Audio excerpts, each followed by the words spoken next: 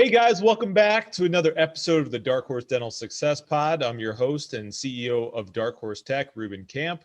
And this week we brought on the big guns. We brought on the man who knows all about startups. This is Stephen Trutter from Ideal Practices. Welcome. Ruben, great to be here. I'm super excited for this afternoon's, afternoon's discussion. I don't know if I have big guns. I'll just pretend like I have big guns, but love to be able to share almost 17 years of startup experience and over 750 startups. I don't have all answers, but I think after 750 times, I hope I can share some wisdom for those watching today that are considering private practice ownership. So great to be here, and I can't wait for a discussion today. Awesome. Well, you have a big surfboard, so you got something there. It's fake. I don't know how to surf, actually. You just paddle. I paddleboard. That's what I do. There you go. That's 750. I didn't know that. Wow. I'm at 150, and I got a lot to learn, it looks like. But take our listeners kind of, how did 750? I mean, that is, you guys must really have your process down. How did Ideal Practices get started, and what does the company look like right now? Yeah, great question. I got my start more on the funding side of things nearly 17 years ago. So more on the financial side of things from a dental related perspective. Our founding partner, many of you probably are watching today, and Ruben, you're probably aware of, is Jamie Amos. And so most people probably recognize Jamie more from kind of the front facing vision and really kind of the front facing commercial, I guess I would say, of Ideal Practices. And this was, really his vision of Ideal Practices. And he and I had connected several years ago and said, "Oh, wow, you love startups and I love startups. And we've done a lot of these. How can we take our areas of expertise, meld them together, and then find team members that share the same passion, but ultimately values of helping support private practice ownership?" So that went from, one or two potential clients and two people to a team of 17 that we have today with a team of experts. And the one thing that Jamie and I have always said over and over again has been and I know it seems cliche, but like, we have been truly blessed with having the opportunity of having team members. Whenever we needed somebody for a certain role, it was like we found that person and they were awesome and they had the same values in an area of expertise that we needed at that particular time. So we're continuing to grow, continuing to serve that. And our process has just gotten even better and stronger just over the years of refining what startups are, understanding what the market is, and then just plugging in the right people with the right values in order to care for our industry and care for doctors and associates out there that are wanting to go down the path of a startup. So you and Jamie were having a cup of coffee years back. How long ago about is this? It was over 6 years ago. It was lunch. It actually wasn't coffee. It was lunch, some little shop. I remember outside of Philadelphia where we were founded.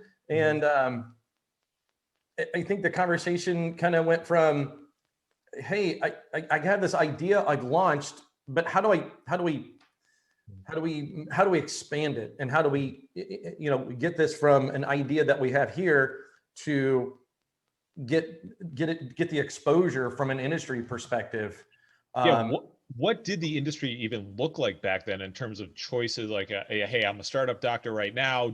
Am I just calling Shine, Patterson? Like, what are my options? I think the options back then were even some of the same options that maybe even exist today. I mean, again, there are more options today, because of what we do. But I think back then it was still kind of the, do I need somebody to consult for? There wasn't consulting for startups. There's a lot of practice management consultants. And the thing I always like to make the distinction is that we are not a team that says, let's fix the problems that you created 4 years ago. What I want to do is help prevent the problems from happening 4 to 5 years from now. I'm not a practice management consultant that can go into a practice and go, here's the 4 problems that you have. Let's go fix those, because maybe I can't fix the area that they chose, or the space that they chose, or the wrong lease, the wrong landlord, the wrong demographics. I can't fix those. out of 750 startups, I've yet to have a startup that that was built on a mobile cart, that was built on wheels that can move from a market. Back then, it was kind of still the DIY approach, almost like if I can fight through it and DIY it, maybe after a couple of years, I can not be working for somebody else. And we're like, that's a horrible model. If you're wanting to be a private practice owner, how do we fast forward that timeline where you're not actually working for somebody else? Isn't that why we all become entrepreneurs? You don't want to work for somebody else. So the landscape was very much like, you guys do what? People have attempted to do this, but no one really launched something that was truly a startup approach that wasn't just, I'll say just air. Like there are tangible things that we do for clients. There's tangible assets versus, and we're talking ethereal ideas of consulting. And I think consulting had a bad name. It's kind of like, oh, you give me some ideas and then you really don't implement anything. And so we got to find that path that's different.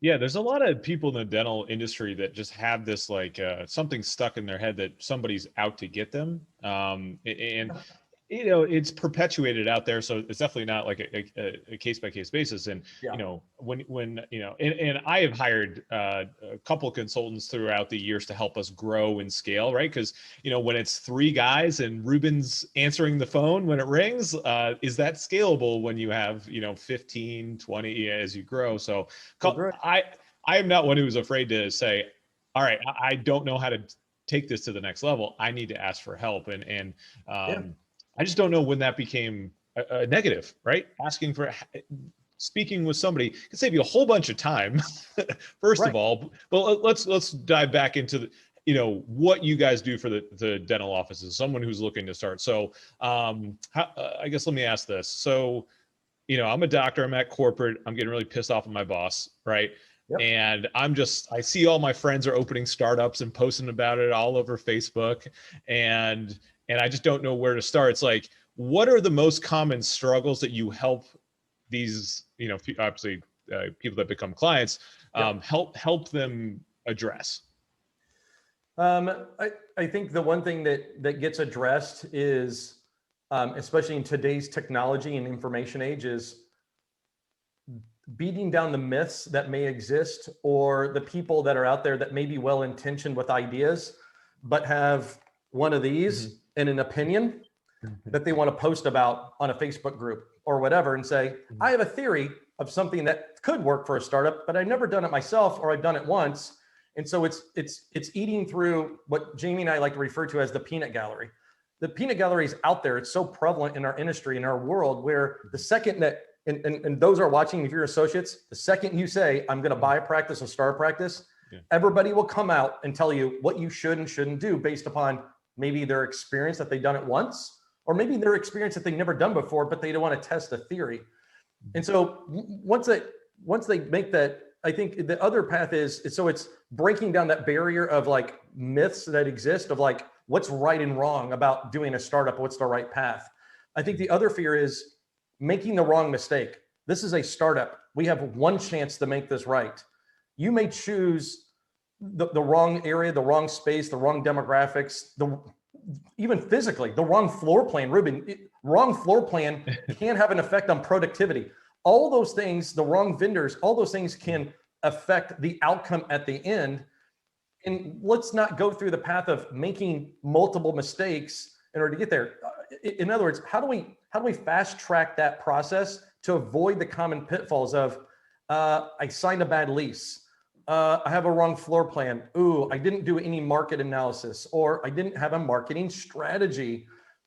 And how do I do this when I've never done it before? And how do I know I'm not going to make those mistakes that may haunt me for 3 to 4 years down the road? Those are the things that I feel like our team is so great at preventing those things from happening, and finding that path that then shortcuts that methodology and gets them to a point where they're fulfilled into private practice ownership. That's what this is about. Fulfillment of them being, of associates, of being, having the control and freedom to be their own owners of their practice and make those decisions. How do we get them to a point to get them there faster, so they're no longer having to work for somebody else?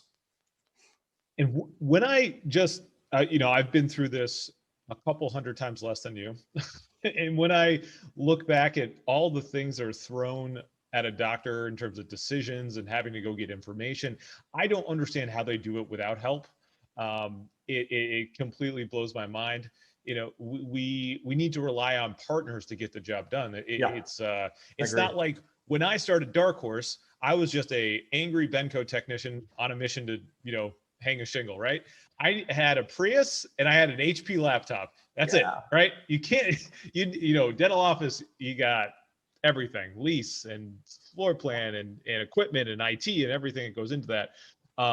You might have answered this question in what you just mentioned, but like, obviously you're relying on a lot of different people, right? You're at the center of the wheel in terms of you're coordinating all of this happening, but how important is, let's say, a dental specific someone you refer to? How important is that versus someone who has only done something a couple times?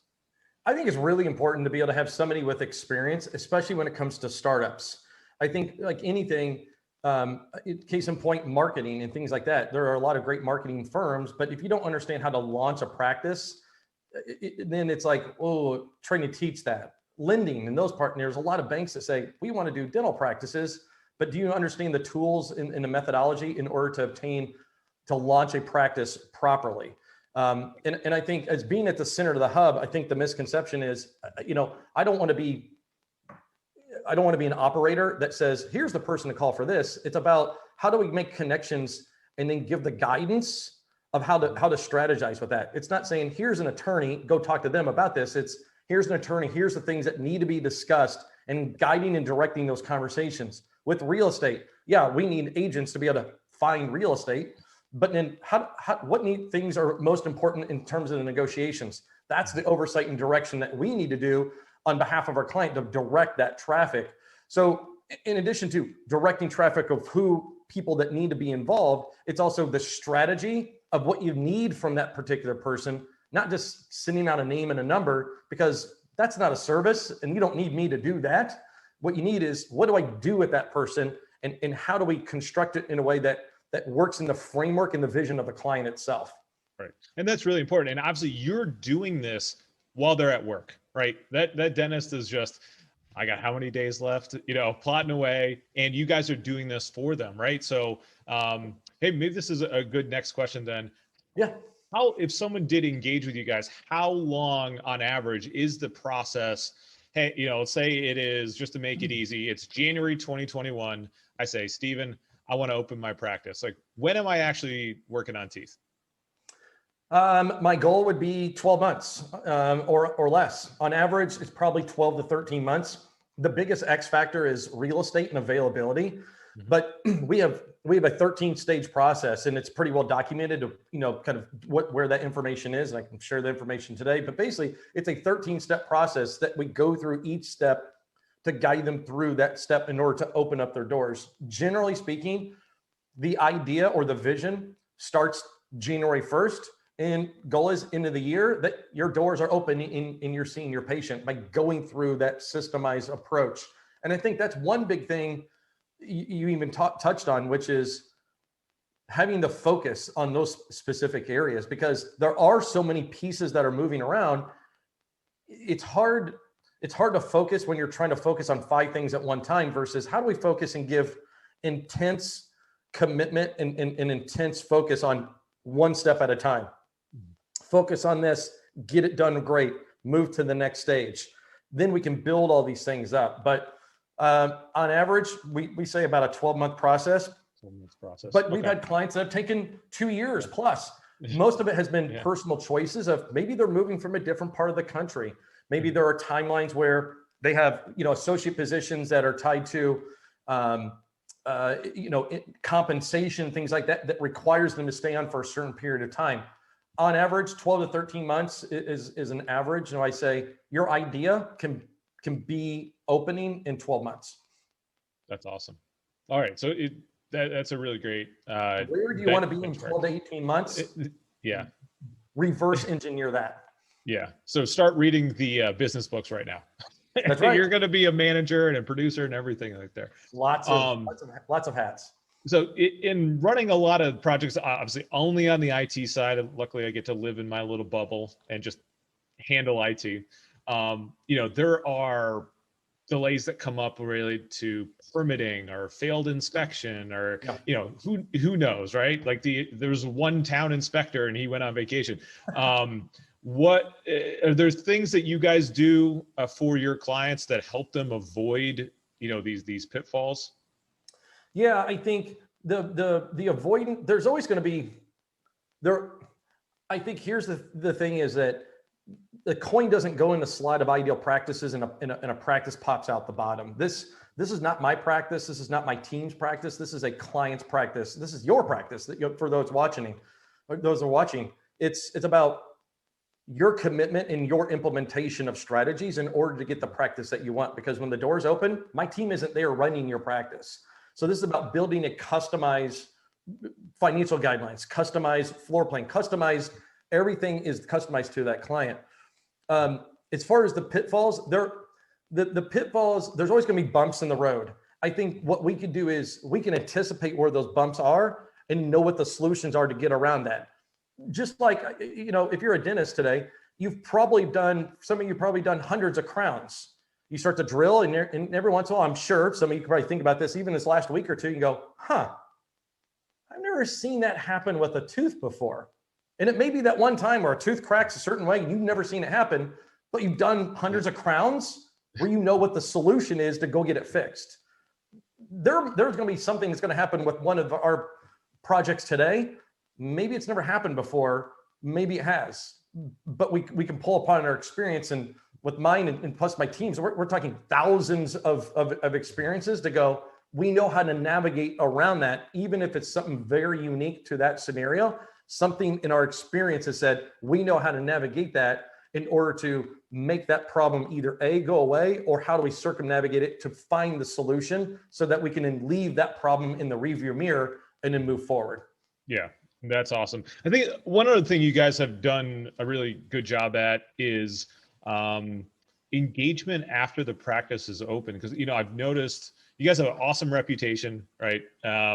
But there is like an endpoint, like the practice is open now and you guys are, but what I have noticed is that you guys are coming up with practices that are having milestones or, certain things. What have you guys done on that front? Why am I seeing this?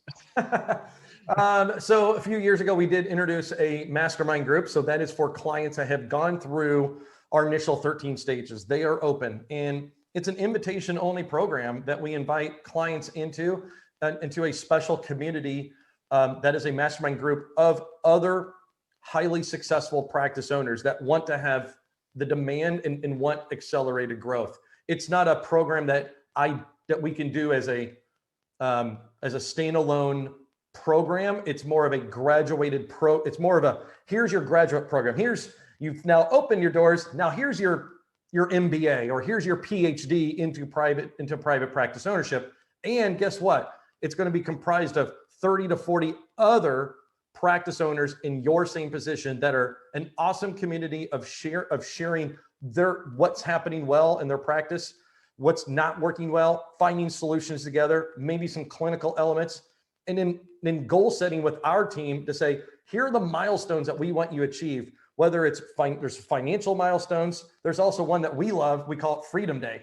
Freedom Day is the day we celebrate the day you never work for somebody else. This is when you've quit your associate job. There is a trophy that we give to every client. It's like celebrating freedom. And it really is, from not working for somebody else. So there's certain other milestones that are in there that we want to celebrate that are key metrics and key milestones to private practice ownership through the numbers of patients, production, collection, Freedom Day, all these different elements. And then we gear towards that program, towards those milestones, so these doctors can achieve even better. There we have, I don't like to share this, but because it's not a promise. And some people have a different vision. We have multiple $1 million practice owners that have achieved that in 12 months. $1 million sounds like, oh yeah, you can have $1 million practice. Inside of 12 months, yep, we have a lot of them. Not a promise, because some clients don't want $1 million practice.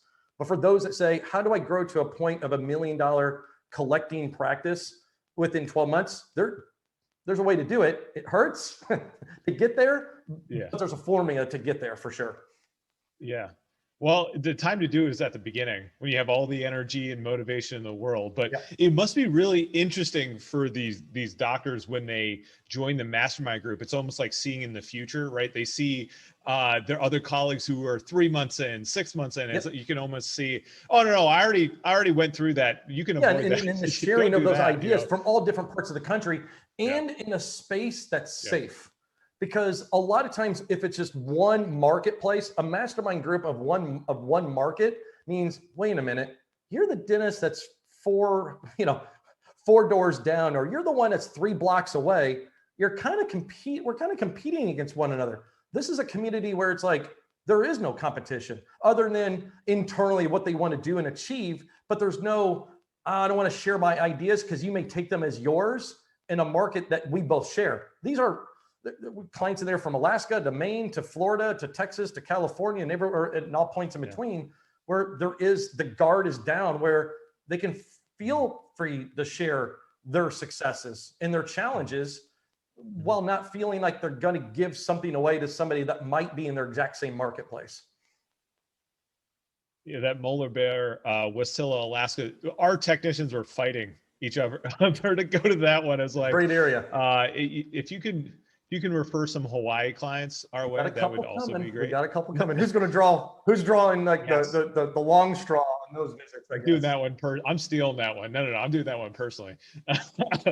So you've been very generous with your time. I will kind of leave our listeners with the last kind of objection in their mind. Why should they use Ideal versus trying to do this on their own? I think of multiple people that are out there, and these 3 names always pop in my head as a former basketball player: Michael Jordan, Kobe Bryant, LeBron James. They have spent millions of dollars on coaches, dietary experts that get their bodies ready to play a game in order for them to achieve big things. Why not have a team of coaches that can get you to that point? No one's going to applaud you less if you brought on coaches or consultants or dietary experts in order to achieve something great in your craft. If these individuals can do it and need to have that, then think about like a coach that can get you to a point of profitability or fulfillment in private practice ownership and give you that shortcut. There's no extra prize for DIYing something. There's no prize other than you had to fumble through a bunch of things for 2 or 3 years and all the mistakes and the pitfalls that you could have avoided, that you could have been working for yourself and shortcutted that path. That's why. That's what I always reference. So the doctors listening that did that, call Stephen for number 2. That's right. Yeah. I've had so many clients, and I'll leave it at this. Nothing against acquiring practice, but we've had a number of clients who have said, I'm going to start my own because I want to build it the way that I want. I want the control and freedom to build my own practice. That's not a slight against acquiring practice, but it's more an advocate for building something the way you want with the team that you can get you there in order to achieve that in a path so that you don't have to fumble through it. Because you may have fumbled through the first one, and then by the second one, you're like, wow, I want to do this right, but you could have done the first one right. So get it right the first time. Yeah. A startup, this is your one chance to do it really right, really well. Yeah. Stephen, I really appreciate it. Thanks, Ruben. A lot of value today. If anyone wants to reach out to you, how should they get a hold of you? You can go on our website, which is idealpractices.com. We have a ton of resources. That's idealpractices.com. A ton of resources there. They can reach me at Stephen with a PH at howtoopenadentaloffice.com. That's our URL. And request information and have a discussion. Anybody from here, it's all about discussion. We have consultations. Those are free. Talk with one of our strategy advisors. Talk about what your vision is. Understand better what you want to accomplish. in private practice ownership, whether that's now or maybe that's even planning for 2 to 3 years out. We have a number of people that are clients today that we had started conversations with 2+ years ago. Now Sure. they're ready. Yeah. Again, I appreciate your time so much. Ruben, You're busy, dude. I mean, awesome. 750 dental practices, guys. Like, I don't even know why he came on this podcast. This is awesome. No, man, we've been talking about this. This is great. Ruben, your team has been a great asset for our clients. And I want to say thank you for what you and your team have done. You've served our clients, and I'm sure clients that are not ours, on a nationwide basis. Love to be able to, how you've collaborated with us and our team and my advisors to work along to help create those success stories. So thank you and your team as well. Appreciate Absolutely. that. It's just a breath of fresh air to work with people that give a crap. That's right. I mean, for lack of a better term, there's a That's lot it. of people mailing in out there, and it's just great to work with other passionate people in the dental industry. So I appreciate that. Thanks for coming on, man. Thanks, Ruben.